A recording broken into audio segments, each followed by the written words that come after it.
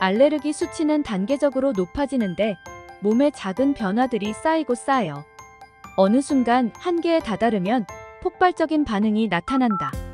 자녀가 아토피인 엄마들에게 언제부터 아토피가 시작되었나 물어보면 사건과 전조 증상이 있었습니다. 알레르기 수치가 매우 높아진 시점에서 강한 외부 반응을 유발하는 사건을 트리거라고 부르는데요. 트리거는 총알의 방아쇠란 뜻으로 트리거를 시작으로 알레르기 반응이 심화되는 것을 확인할 수 있습니다. 트리거는 예방접종, 질병 감염, 독성식품의 접촉, 스트레스 등으로 매우 다양합니다. 한 신생아 아토피의 예를 들자면 황달 때문에 먹인 분유가 소화장애를 유발하면서 심한 복부 팽만과 시큼한 냄새의 점액변을 계속 보았고, 이런 증상이 반복되면서 점차 아토피 피부염으로 발전된 케이스가 있습니다. 신생아 소화장애의 경우 녹변, 다 소화되지 못한 모유나 분유 부산물, 작은 쌀 알갱이 크기의 하얀 단백질 덩어리가 섞여 나오기도 합니다. 이런 증상들은 아이의 미숙한 소화 상태와 불안정한 장내 환경을 말해줍니다. 장은 우리 몸의 가장 큰 면역기관으로서 장내 환경이 불안정하게 되면 정상적인 면역인자가 성숙되지 못하고 불완전한 면역인자인 IgE 항체가 비정상적으로 많이 생성됨으로써 알레르기 수치가 올라가게 됩니다.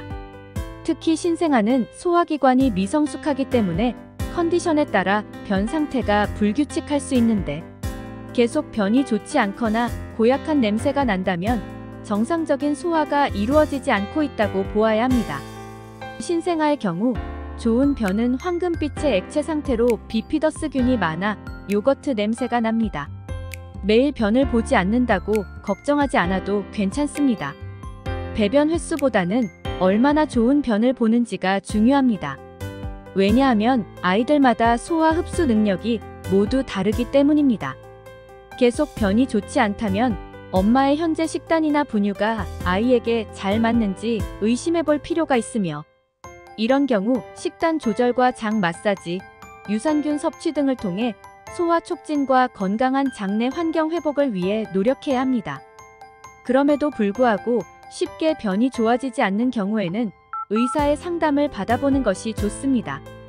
아이가 특정 식품에 대한 알레르기 반응을 보이는 것이 확실해지면 수유모는 해당 식품의 섭취를 즉시 중단해야 합니다.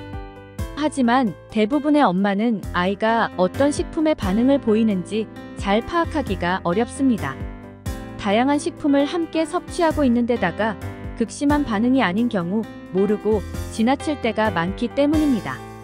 항원성이 높은 고단백 식품들은 섭취 후 불완전 소화로 이어질 수 있으며, 이 중 일부가 큰 펩타이드 단계로 모유 속에 남아 항원으로 아이에게 전달됩니다. 또한 히스타민이 다량 함유된 식품이나 향과 맛이 강한 자극성 식품, 독성 식품도 모유 수유 시 식품 알레르기 반응을 일으킬 수 있으며, 수유모가 해당 식품의 섭취를 일정 기간 중단하게 되면 반응은 진정됩니다. 수유모가 소화불량이나 변비가 심한 경우 모유의 질이 떨어지게 되는데, 평소 식품 알레르기나 아토피 피부염이 있는 아이는 이런 모유를 먹은 후 알레르기 증상이 더 심해지는 경우가 있습니다.